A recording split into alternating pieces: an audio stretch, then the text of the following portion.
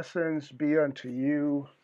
I am Bishop JT Dixon. My friends call me Titus, and I would love it if you would do the same. This is a exciting time for me. This is a very exciting moment.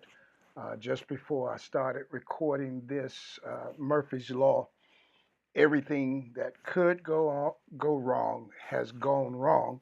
Um, I had multiple cameras, and I've been almost 2 hours trying to figure out how to do something that I do all the time.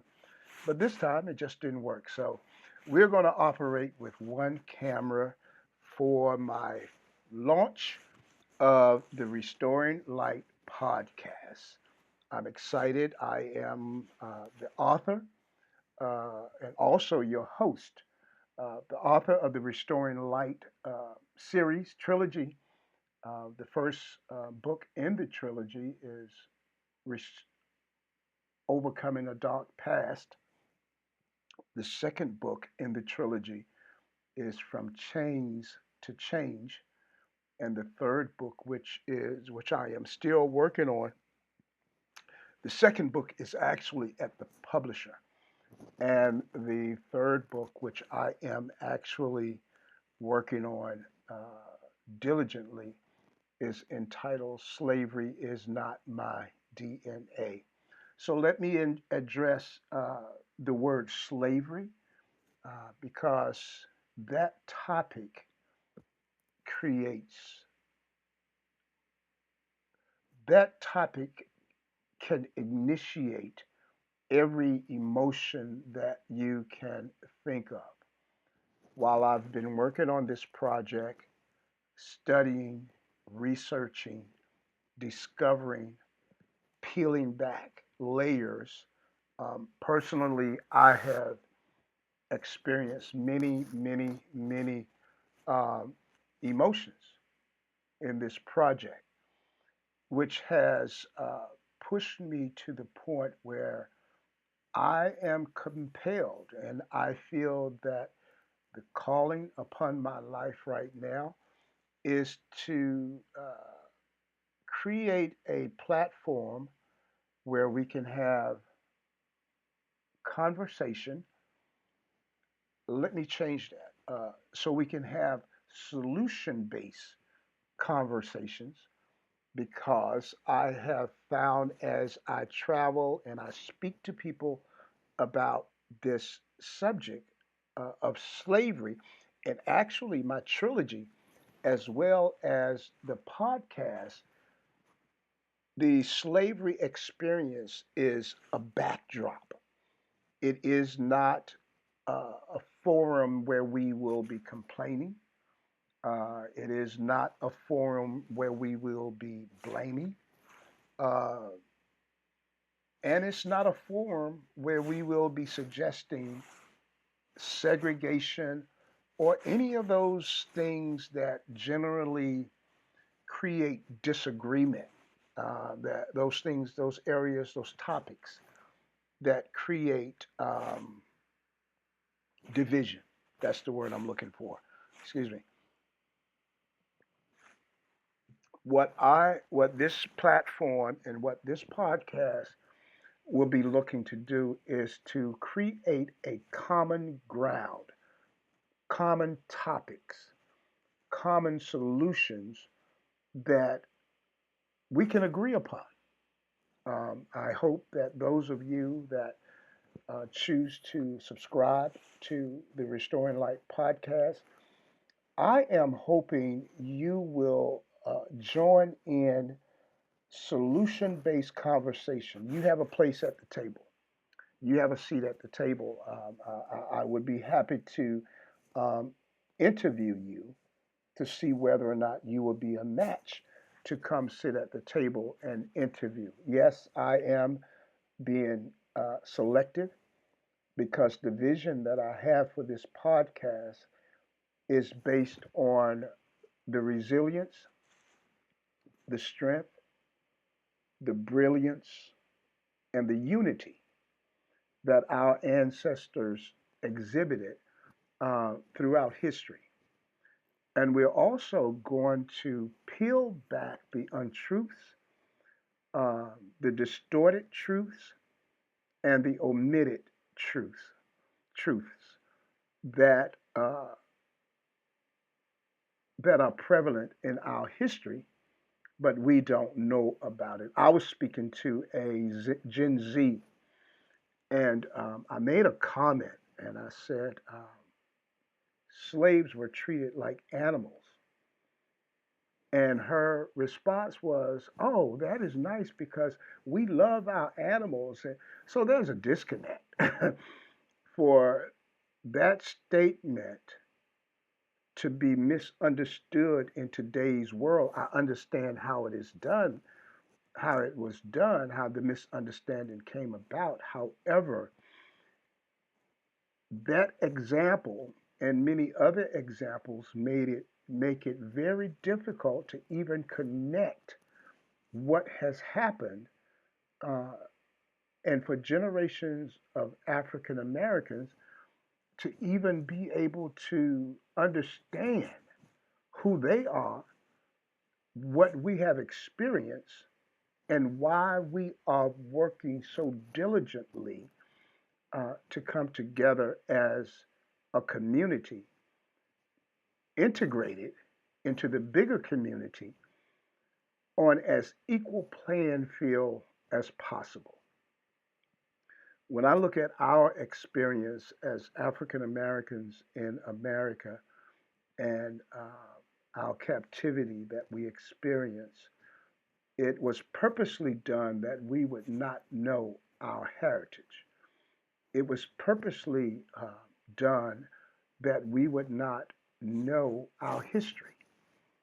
It was purposely orchestrated that we would not know the inventions that we made, the contributions we made, and what I have been compelled to talk about in this podcast and the podcast to follow is like I said, and it's going to be a common theme, and you're going to hear it over and over again, and that's going to be the resilience, the strength, the brilliance, and the unity of a people who, from captivity to the Reconstruction era,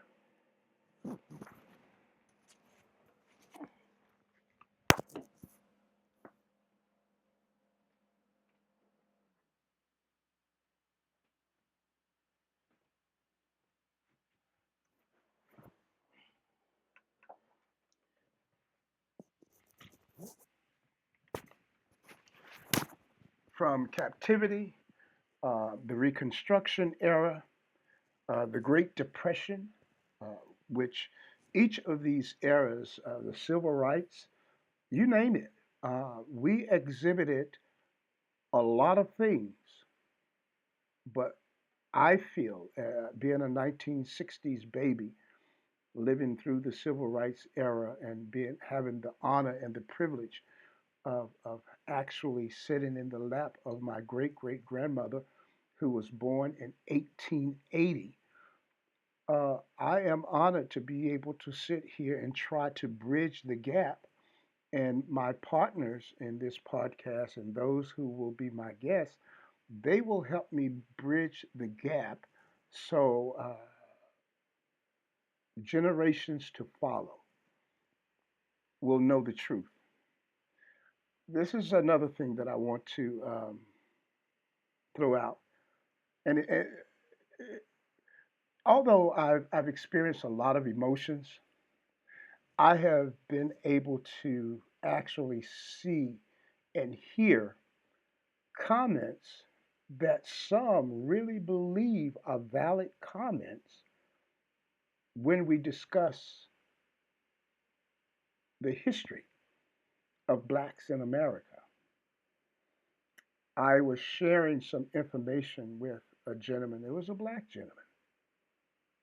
And the information that I was sharing with him to correct some of the lies that have been told, he defended the lies. and said that what I was saying is untrue, even though what I was saying is true, is factual, and can be proved. It was upsetting to me, even during the 2, 3 years that I've been researching to produce this project, the number of African Americans, the number of blacks who will defend the wrong that we've been taught. Uh, but the comment was made about what I was speaking about, and they said, well, no, that's a lie. I simply told them, I'd rather believe this lie than believe the other lie. If you want to say what I am sharing is a lie, I would just have to argue that my lie, if that's what you want to call it, is better for me. I feel it's better for our community. I feel it's better for our ego. It is better for our desire to move ahead. It is better for our attempt to be greater unified. Uh, However, the things that I will be sharing with you are a long ways from being a lie. It's just a truth that many don't want to face. And even in our community, there are those who rather believe a lie than believe the truth. This is what I have to say. The Restoring Light podcast, we are seeking common ground. We are seeking a place where we can agree upon. And I'm going to speak about religion as well, because that is one of the main uh, places that I feel most of the work needs to be addressed. Not complaining, not blaming, not dividing, just offering potential solutions to move ahead. And I need your help. I need your help. I'm looking for professionals and regular, everyday citizens who are passionate about our heritage, who are passionate about our ancestors, who are not afraid to talk about or say the word ancestor. I was at Virginia Beach this past weekend. Some friends and I went to Virginia Beach, got an Airbnb, and just hung out there and watched the Super Bowl game. Go Eagles. I am a Miami Dolphins fan, but go Eagles. Uh, and we went down to the beach area, and there's one area at Virginia Beach where you see statues of airmen, soldiers coming back home.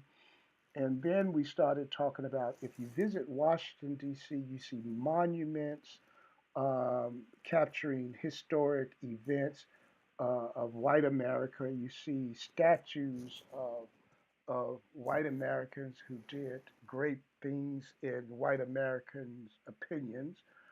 Uh, and I will venture to say there's only one statue in our history that may be consistently in many of the states in the United States, and that is a statue of Dr. Martin Luther King. And I celebrate that. However, to me, that puts our history in the civil rights era. Nothing before and nothing since. Now, they will put statues up of basketball players, and I applaud them. I applaud that. Great. Uh, but it would be nice if we could go more places and we can see more statues of people in our history. Because as I sat at Virginia Beach and I was talking to my friends, I said, this monument that they've built here at Virginia Beach, and I saw the little kids riding around, and the parents were telling them about what these things are.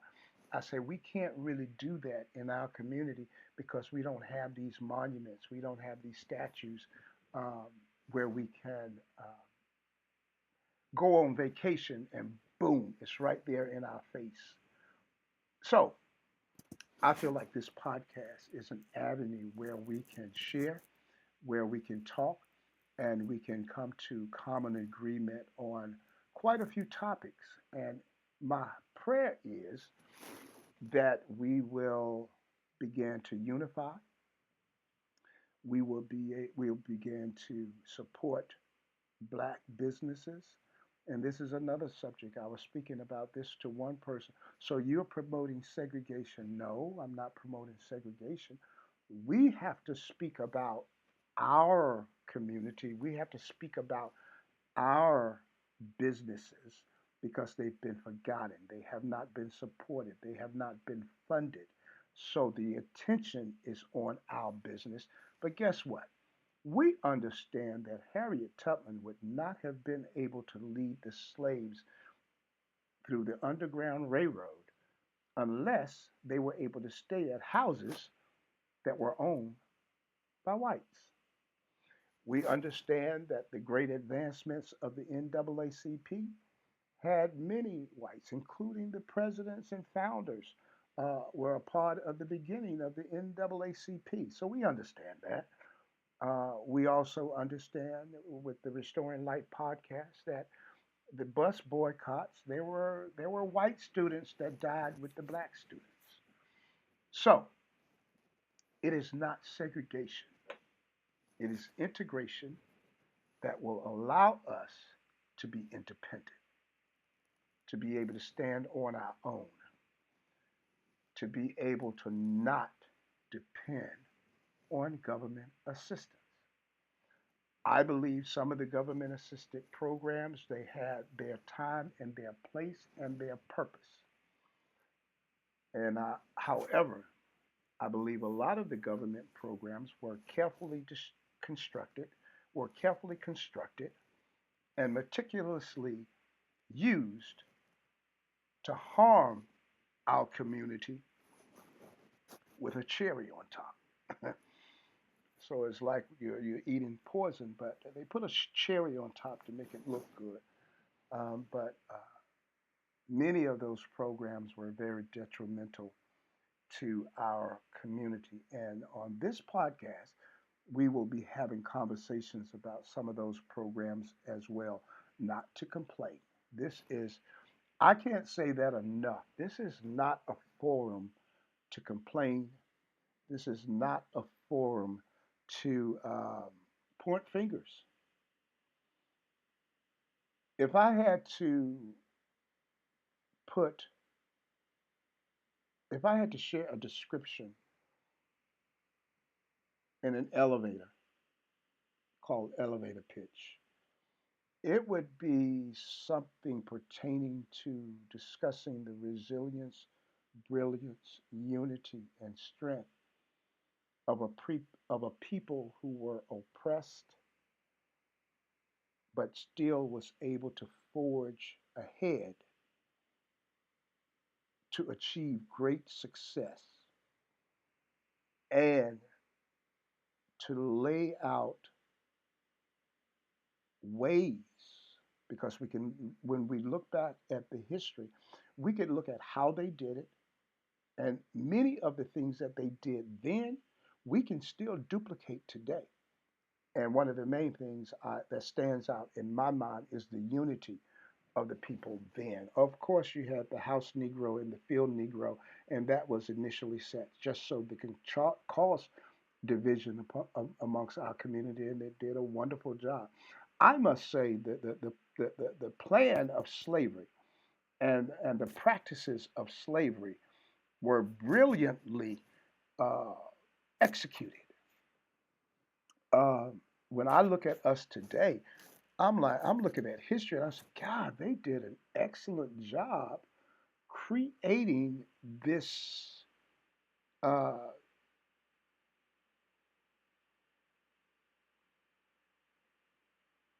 creating this narrative. But listen, we are a strong people, we are a unified people, and we have people who want to unify with us. We have people who want to move ahead of all races and many cultures. They believe, uh, I just believe that there are some out there who feel like we will be much further ahead as a community, as a nation, if we can find this common place of unity. Yeah, that might be a stretch. But I like stretching out on big, big challenges.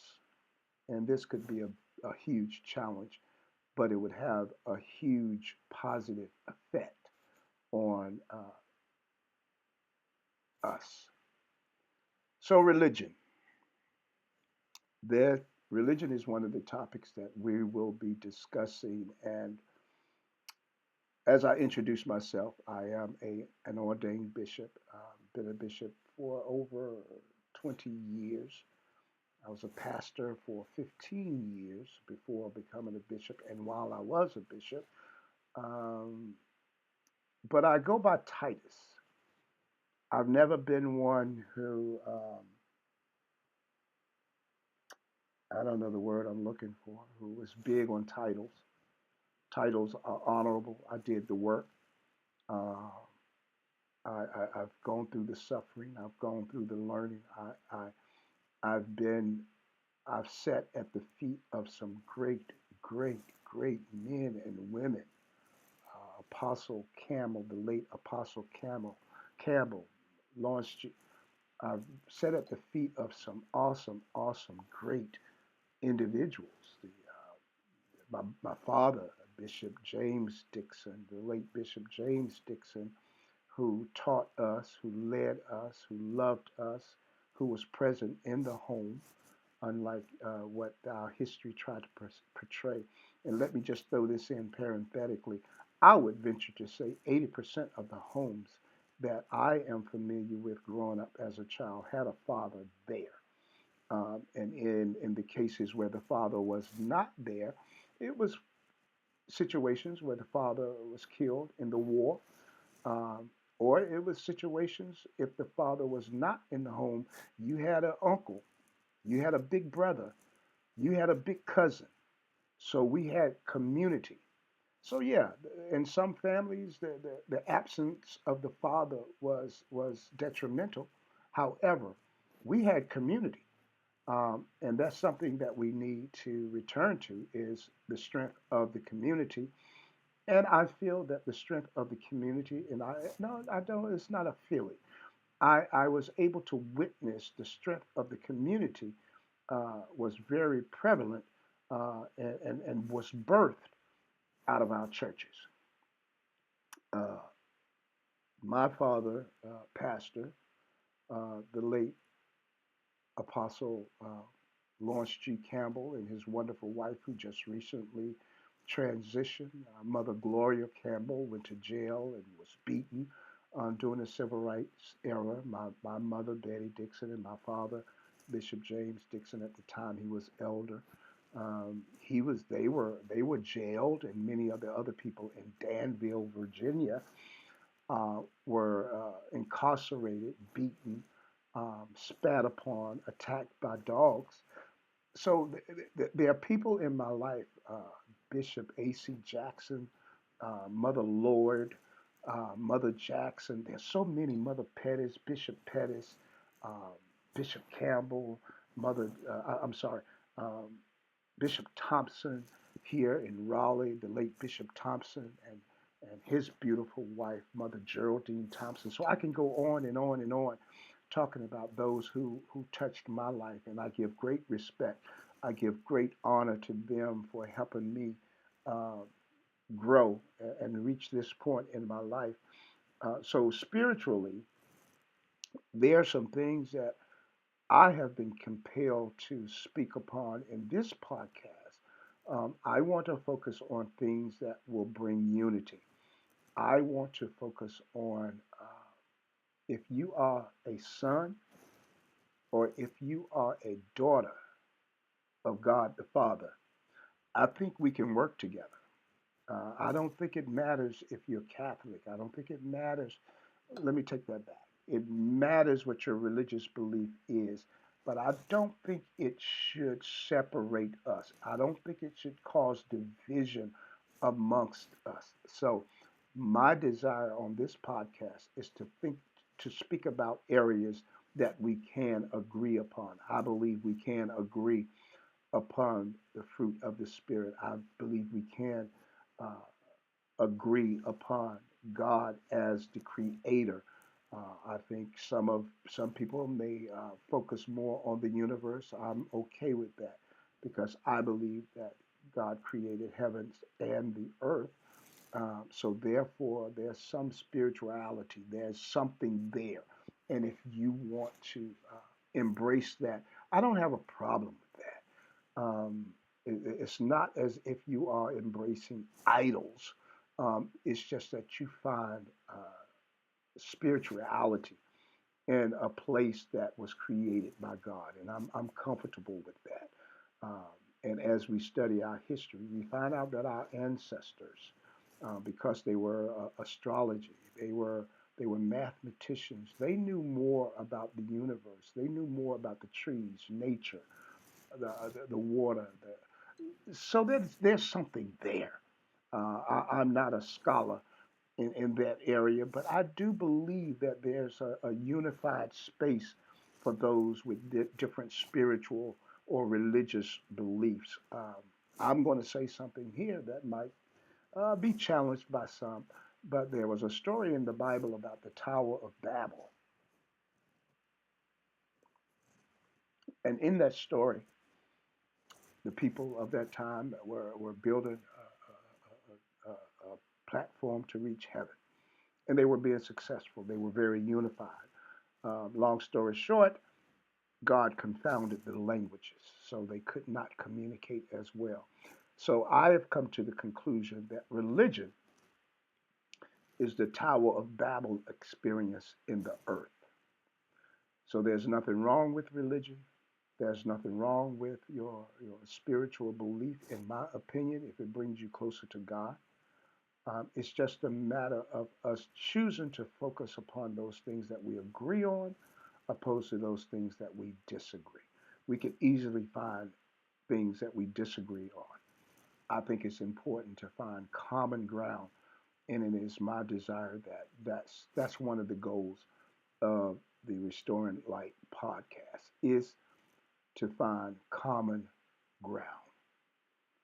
Some of the areas that we will be discussing the mental health because I believe many of us in our community, and again, this is not to point fingers, this is not to blame, but I believe many of us, if not all of us, are experiencing some type of trauma uh, that we inherited out of the slave experience that was never treated.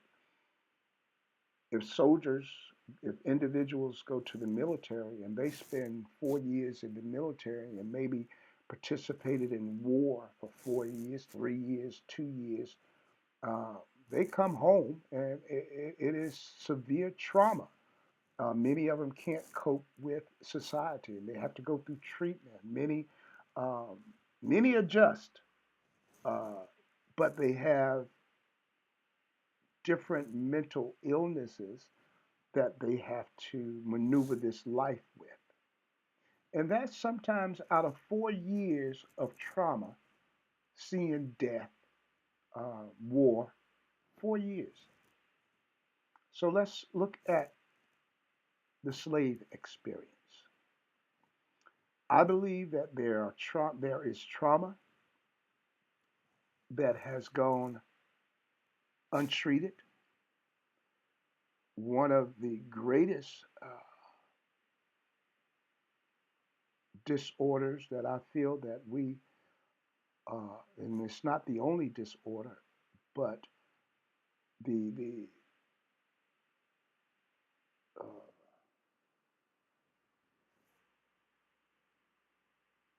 What is it?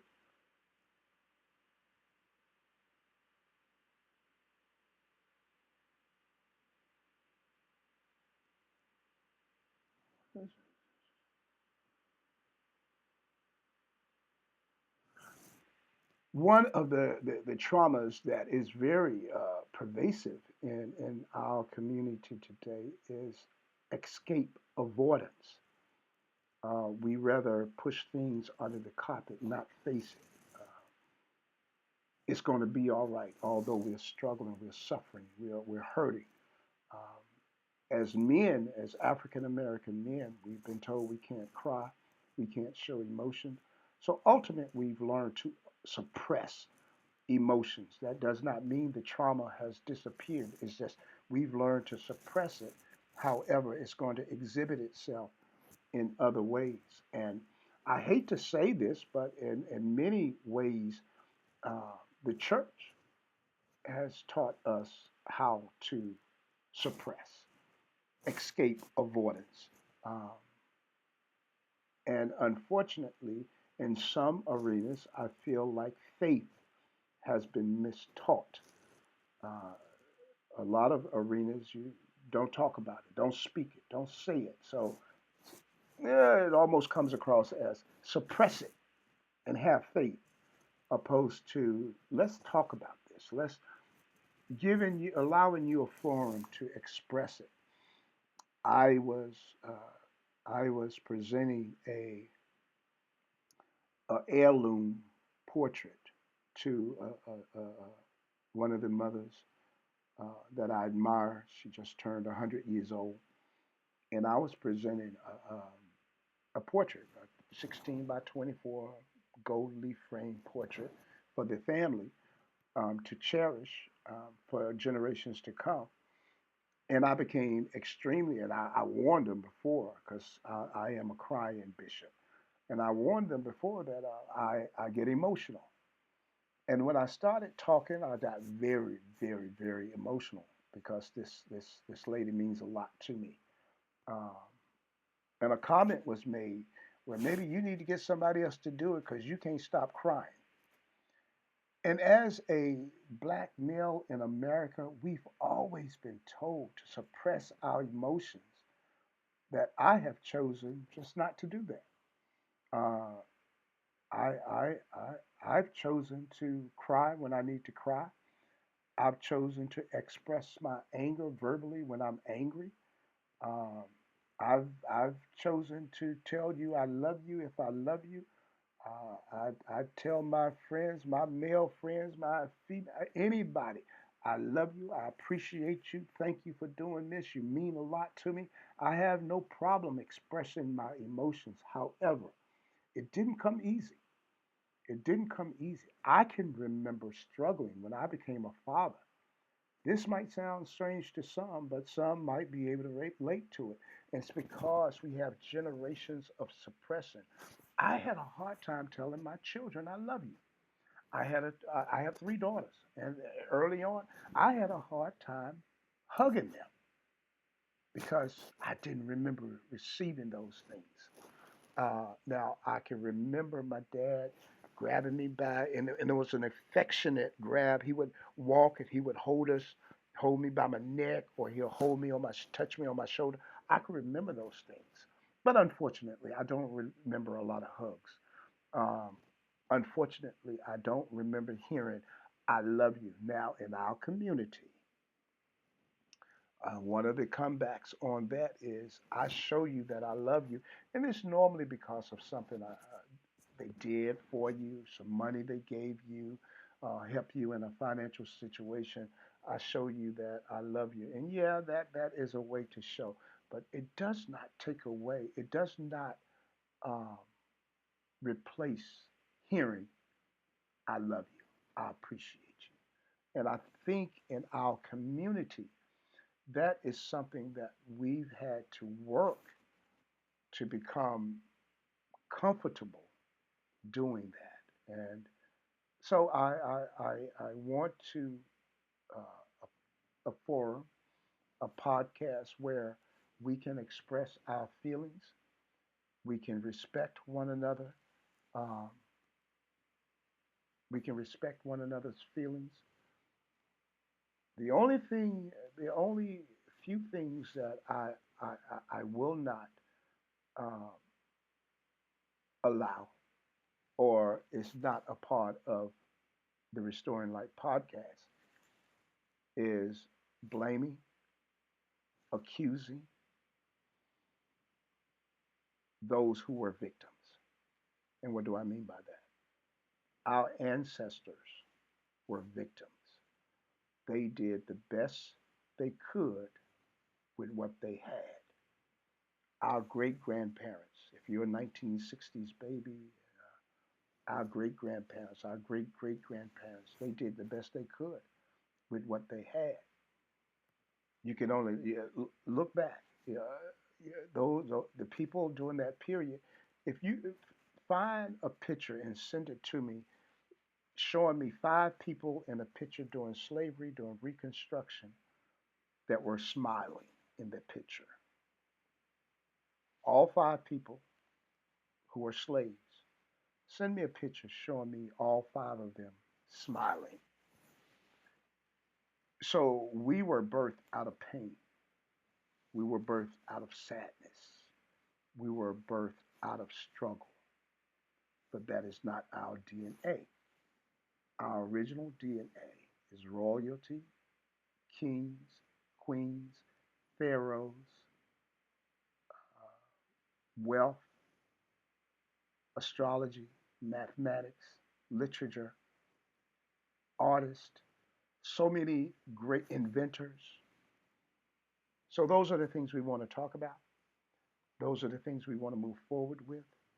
And ultimately, we want to come to a place where we can unify, support one another, and partner with communities that are looking to partner with us. We can do this. We can do this. We can do this. I'm excited. I appreciate you sharing this time with me, and we look forward to making a huge difference as we move forward in this world. God bless you. May heaven smile upon you, and the peace of God be forever with you. Subscribe, like, share this podcast. We're on Buzzsprout. Buzzsprout would shoot us out to iHeartRadio, Amazon, YouTube, many other platforms. So we're out there. Please share with us. Please join us on the Facebook group, Restoring Light, on Facebook. Share your thoughts, share your comments. I look forward to speaking with you.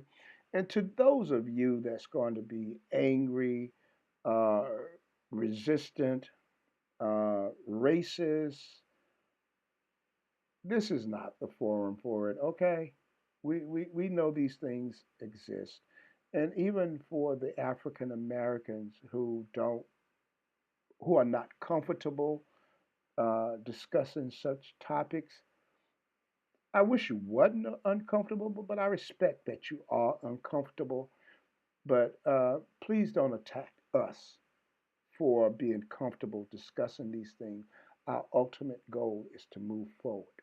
Our ultimate goal is to know from whence we've come so we know where we're going and how we need to maneuver to get there. And one of the things I feel like we must do is heal. So we're going to have episodes talking about healing. We're going to have episodes where financial experts can come in and show us how to manage our money, business professionals, how to get together in joint ventures. And we're going to partner with companies that we support, that we have common agreement. And we're going to grow these companies together so we can make an impact in the world, so we can make an impact in our community. So peace and blessings be unto you. Join me each Thursday for the Restoring Light podcast. Please go to Amazon and purchase the first book of my trilogy, Restoring Light, Overcoming a Dark Past. Excuse me. Restoring Light, Overcoming a Dark Past. And as I stated earlier, the second book in the trilogy is at the publisher right now, and that is entitled From Chains to Change. And the third book I am still writing, and I'm having so much fun. I'm having a lot of challenges as well, but I feel like it's going to be the book to help heal.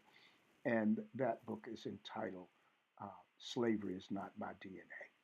So, thank you for sharing with us in this hour, in this moment. We look forward to doing this together. We look forward to this journey together. Uh, do something great. Do something great for you uh, and your community. Okay? Peace and blessings. God bless you.